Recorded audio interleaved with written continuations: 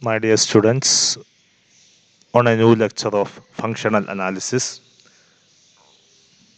From this lecture onwards, we will be discussing about a new class of spaces called inner product spaces and its completion called Hilbert spaces. We have already discussed about two classes of spaces, metric space and normed space. And in the case of normed space, we have operated vectors with respect to the vector addition and scalar multiplication. So what we have done is, in a normed space, we have assigned a real number norm x to every vector x which is defined on a vector space. So we have assigned a real number to every vector, which is somewhat a generalization of the length or the modulus of a vector. Okay. Now, in the case of vectors, we have lots of other operations as well.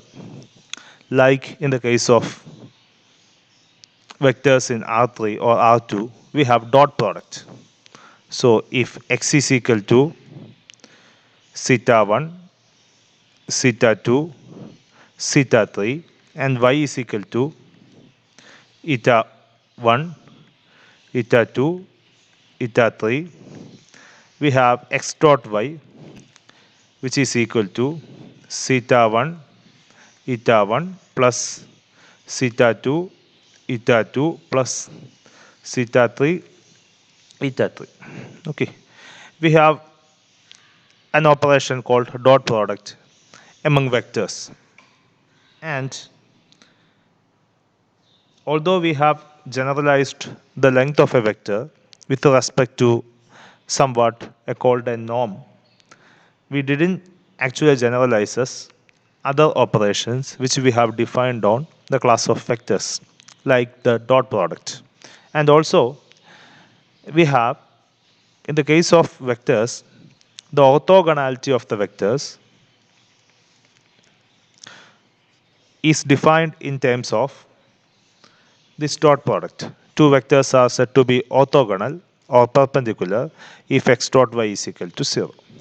So by means of defining such a thing or such an operation, which is actually a generalization or somewhat a general version of dot product and all other operations which we can define on the class of vectors, we actually are able to somehow define orthogonality of vectors and some other properties with regards to the vectors as a general case. So for these objectives, the normed space is not enough, because in the case of normed space, we are only operating one. We are only assigning every vector to a real number. You are not actually operating two different vectors and assigning them to something else. So what we need is, we need a space which actually operates two different vectors and gives you something else. That's what we need. And due to this objective, our operation should be in such a way that it should be generalizing the dot product and defining the orthogonality of vectors in general. That's our objective. So, since a normed space is not enough, we need a more general space. Such a space is called inner product space. From the beginning itself, we have defined spaces in hierarchical order, meaning we first defined metric space, and for some certain class of operations, this metric was not good enough, so we have extended that onto another class of space, which is called the normed space, and associated with every norm, we does have a metric which we have defined. And on the hierarchical order, the next level of the spaces is actually the inner product space, which means that associated with every inner product which we are going to define, there may possibly exist a norm. So that's in that sense, this is a hierarchical order of definitions: metric spaces, normed spaces, and inner product spaces. So this is our objective actually. So for this objective, to satisfy this objective, we are actually going to define a space and a function associated with that space. Please remember that here we are actually operating two elements. So if you are given a space, a vector space, you have to operate two elements. So our function should be operating on ordered pairs xy. Other than that, we cannot operate the whole thing. So since we are operating two vectors x and y, our sense is that our operation should be on ordered pairs xy. If capital X is the space, then this xy should be elements of x. This set is actually x cross x. So which means that in the case of the normed inner product space, we are actually defining the operation not on x but on x cross x. So please remember this intuition. And we are actually doing the generalization of these operations. So let us define our inner product space. So inner product space.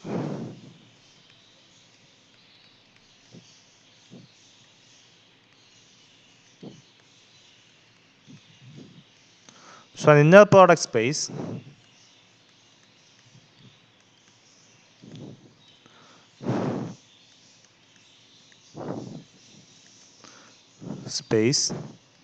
is a vector space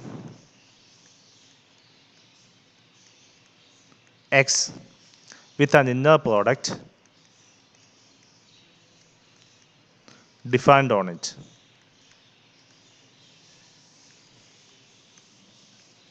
So a vector space together with an inner product is called the inner product space. But we haven't defined an inner product. An inner product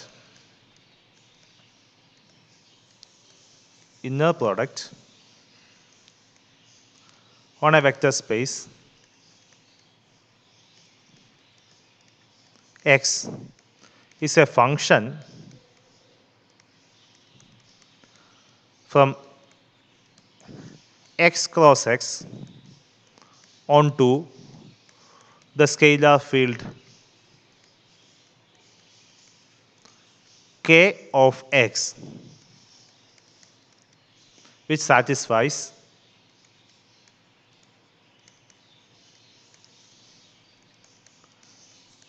the following properties.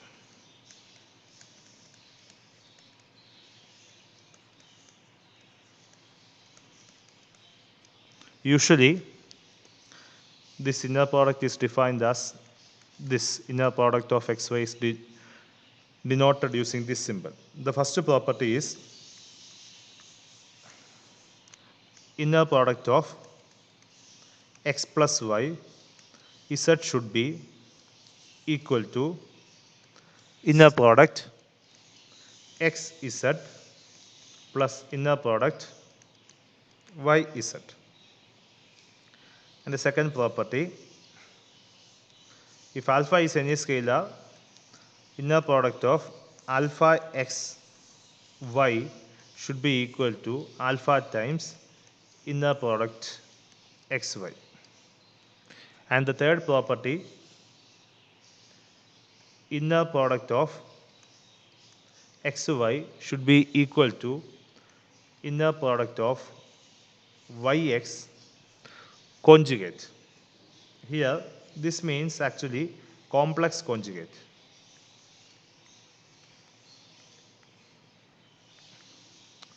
If the scalar field is actually complex numbers, this is actually a plus. If this answer is a plus ib, this answer is actually a minus ib. Okay. And the fourth property is the IP4. Inner product xx is always greater than or equal to 0. And inner product xx is equal to 0 if and only if x is equal to 0. So, if you have a given with a vector space x and a function which is defined from x cross x onto the scalar field from which the vector space is defined, if that function satisfies the following four properties, the properties are inner product of x plus y z should be equal to inner product of x z plus inner product of y z, and inner product of alpha x y should be equal to alpha times inner product of x y. This means that from these first two properties, we can clearly state that with respect to the first component, our inner product is actually linear. Because if you take with respect to the first component, this x plus y, the inner product of x plus y is actually inner product of x plus inner product of y. Inner product of a scalar constant times x is actually scalar constant times inner product of xy. So if you consider with respect to the first component, our inner product is actually linear. So that's an observation. From IP1, the first property, and IP2, we can say that our inner product is actually is linear with respect to the first component.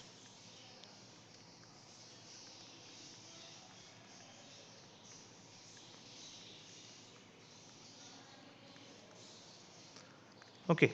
And third property, this is actually inner product of xy should be equal to inner product of yx conjugate, which means that we cannot interchange the inner product of xy with inner product of yx, which means that the order in the inner product is essentially important. If you are taking the inner product of xy and inner product of yx, which may not be always equal. But since we have taken this as a complex conjugate, if our underneath field k is r from IP3, if our underneath field k is r, our third property is actually inner product xy should be equal to inner product of yx, because if the underneath field k is r, then we do not have the imaginary part. In that case, a number and its conjugate is always same. So inner product xy should be equal to inner product yx conjugate, which should be equal to inner product yx. So if you are given with the scalar field r, then we can actually interchange the interchange x and y, or the order is actually immaterial. We do not need the orders of x and y. So this is the important part. If you are defining an inner product in a vector space with the underneath field real numbers, we can actually change the orders of the elements. But if you are defining it in terms of a complex vector space with the underneath field a complex numbers, then you cannot actually change the order of the inner product. And the fourth property, which is trivial for inner product and normed spaces, inner product of any number should always be greater than or equal to 0, and inner product it should be equal to 0 whenever x should be equal to 0. Okay. So if and only if, that's the fourth condition, inner product should be equal to 0 if and only if x should be equal to 0. So these are the four properties. So if you are given with a vector space and an inner product on the vector space, which is actually a function from x cross x onto the scalar field, from which the field is actually the underneath field of the vector space. If it satisfies these four properties, then that space is called actually an inner product space. As in the case of normed spaces, a normed space is a vector space with a norm defined on it. In the case of inner product space, it's a vector space with an inner product defined on it. Okay. So this is the basic conditions for inner product. As we have already discussed, there are complete inner product spaces as well. There are incomplete inner product spaces as well. The complete inner product space is called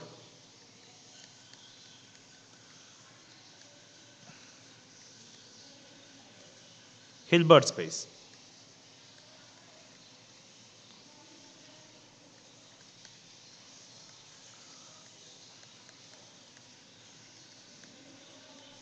As the name suggested, Hilbert is the one who studied these topics and who successfully defined these structures in general while studying the integral equations.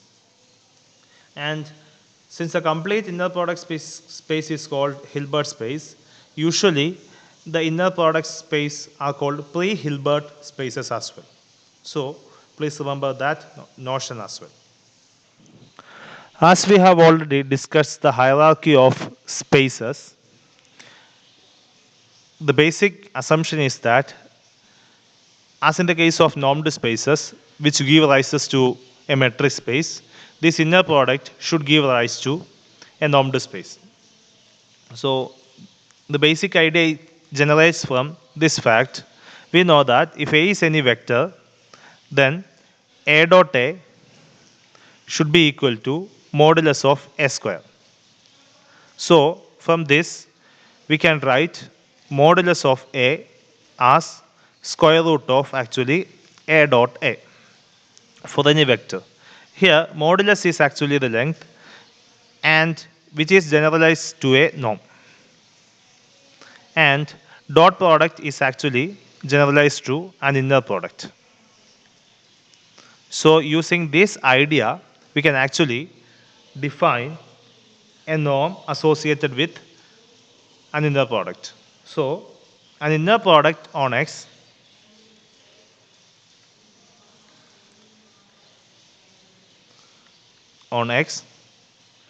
defines a norm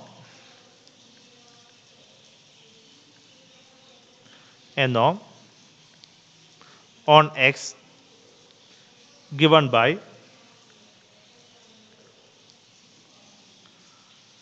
norm of X should be equal to square root of inner product XX, as in the case of this. And we have already known that every norm induces a metric by means of this relation d of xy should be equal to norm of x minus y, which by this definition should be equal to square root of inner product x minus y comma x minus y. Okay, so an inner product on X defines a norm using this relation, and a norm defines a metric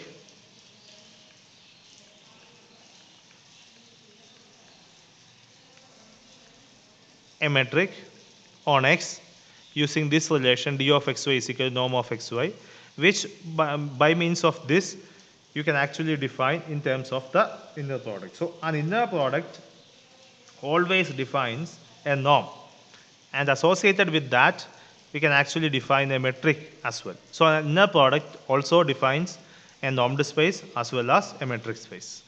So this is clear. So the hierarchy is clear from this definition. From this we can conclude one more thing. Since every inner product space defines a normed space, it should mean that it satisfies all the properties of norm. So by means of this, we can actually say that every inner product space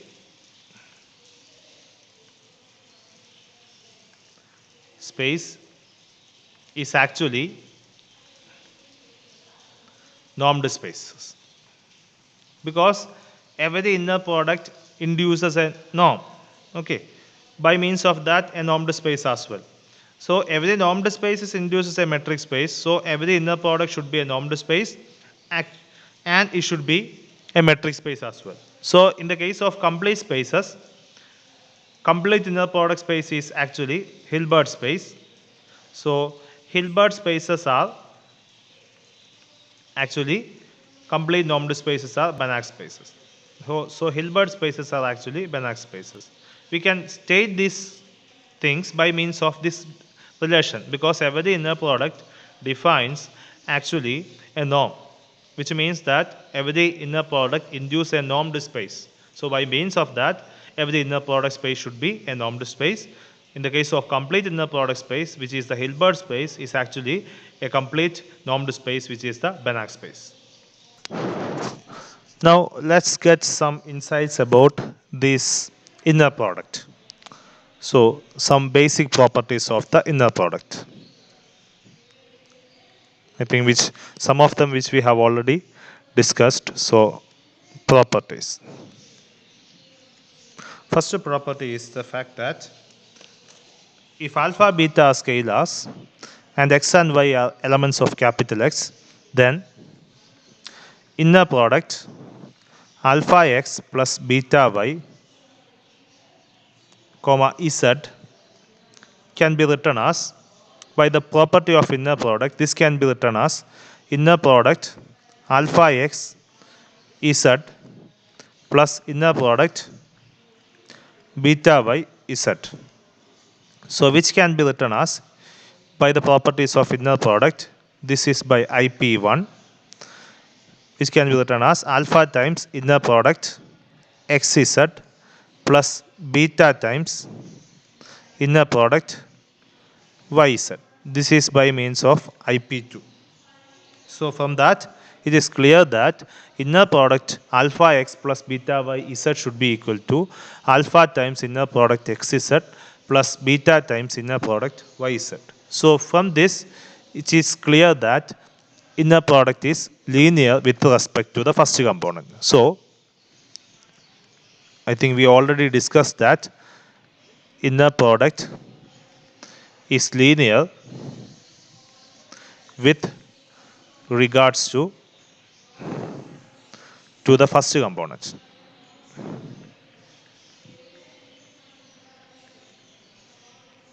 Now moving on to the another properties. Now we have to observe whether or not it is linear with respect to the second component. That's our objective.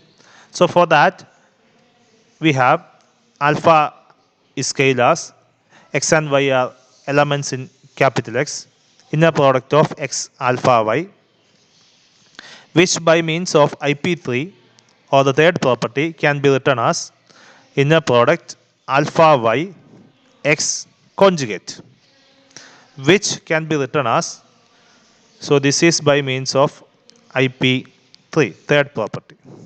So if you take this alpha bar outside, we can write this as alpha bar, which is actually complex conjugate, inner product yx conjugate. This is by means of the second property. Now this is equal to alpha bar.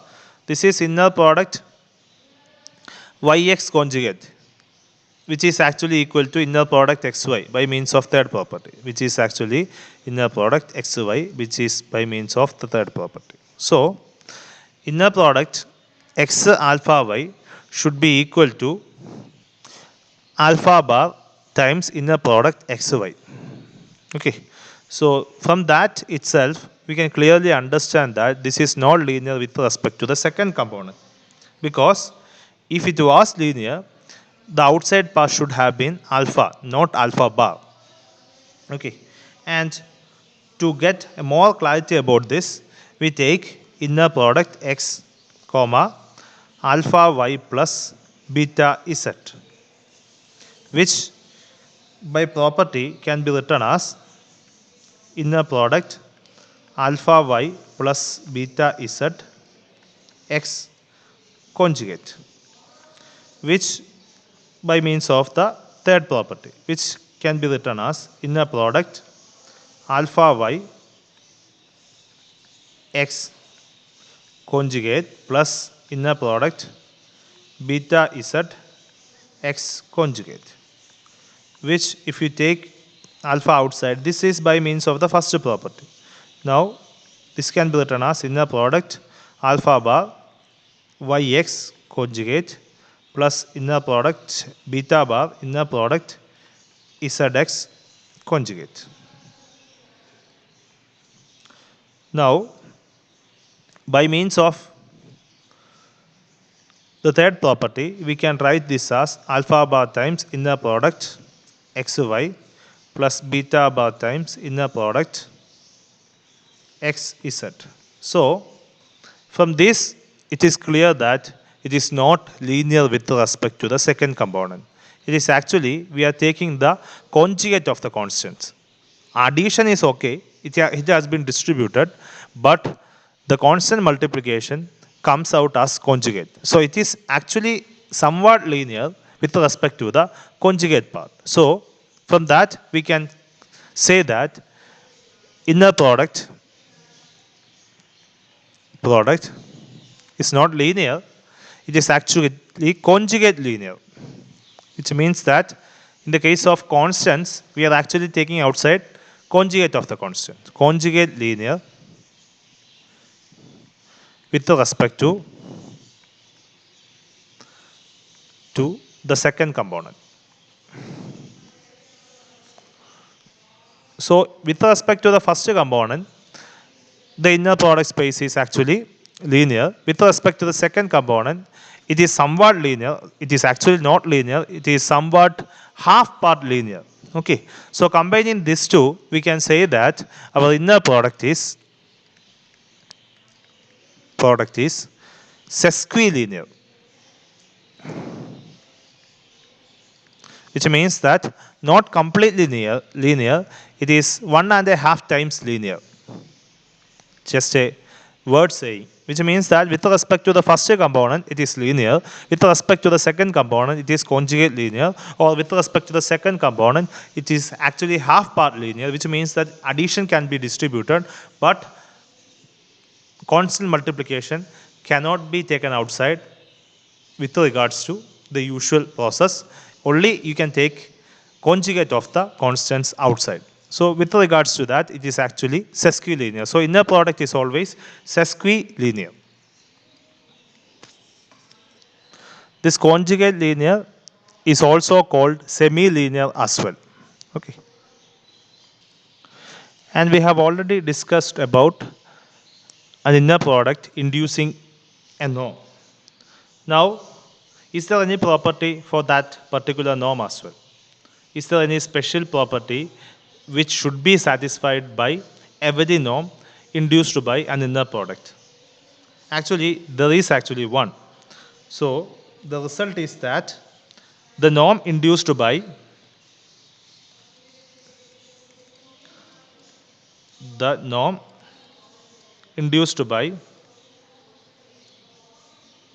an inner product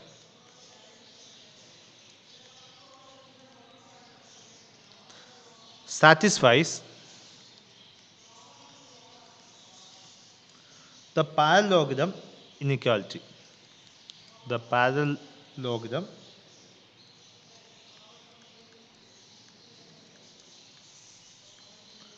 inequality.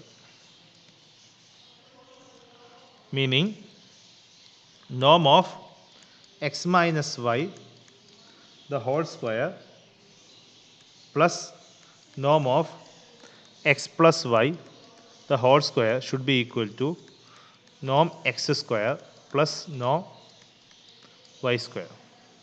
So every norm which is induced by an inner product always satisfies this property.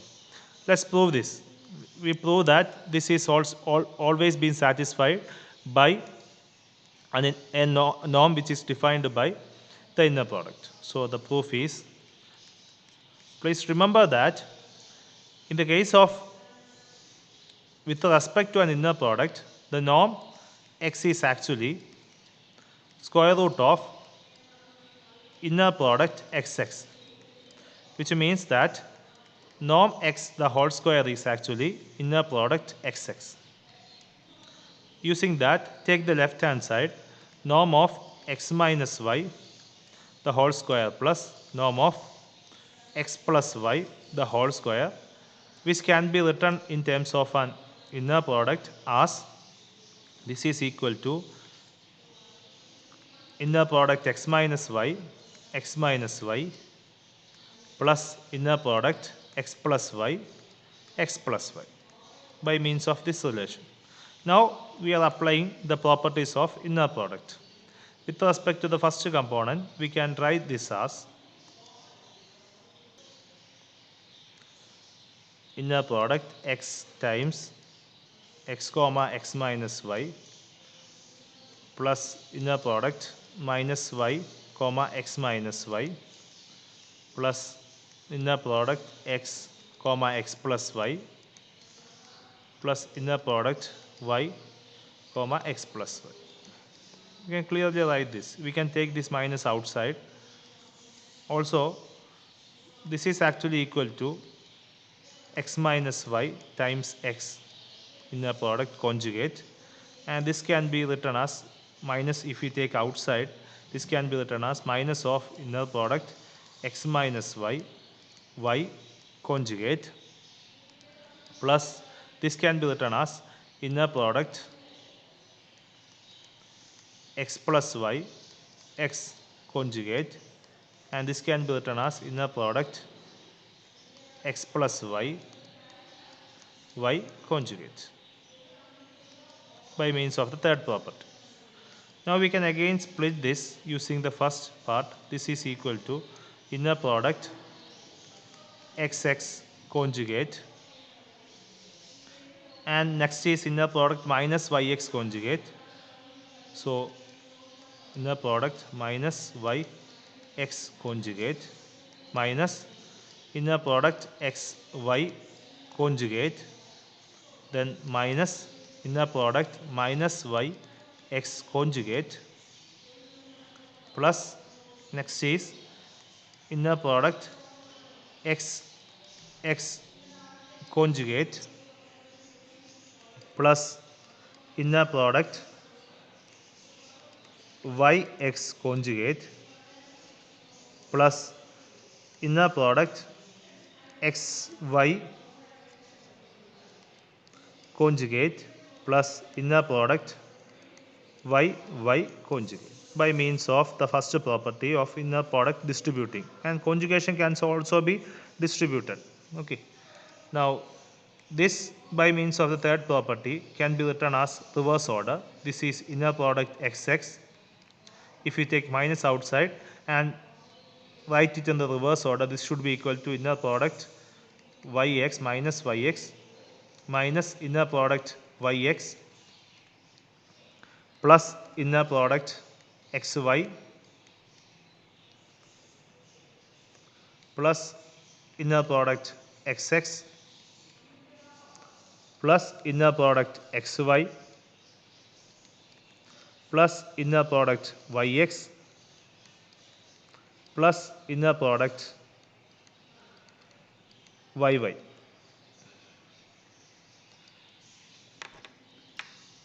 Please check this. Here it is actually y. I have made a mistake, I think. Here it is y. So here also it is yy. Okay. So please understand this. Okay. Now we can actually cancel this xy and yy together. Also here it is xy, not yx. We have changed the order by means of conjugation. So we can actually cancel this minus and this plus, this minus and this plus. Now This is actually inner product xx should be equal to norm x the whole square plus inner product yy should be equal to norm y the whole square plus here also inner product xx is norm x the whole square, inner product yy is norm y the whole square. It should be equal to 2 times norm x the whole square plus norm y the whole square, which is our required answer, I guess. Okay, sorry, here I think I have written it as, here it is actually 2 times, sorry, 2 times. Okay, so please remember that every norm which is induced by an inner product satisfies this parallelogram inequality. Okay, what does this mean? It means that every norm which is defined by inner product should satisfy this inequality. Now, we already know that not every norm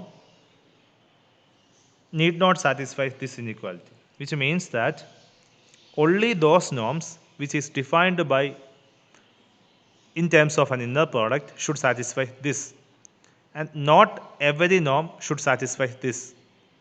So there are norms which may not be induced by an inner product. So from that we can conclude that not every normed space are in the inner product spaces. Not every normed spaces are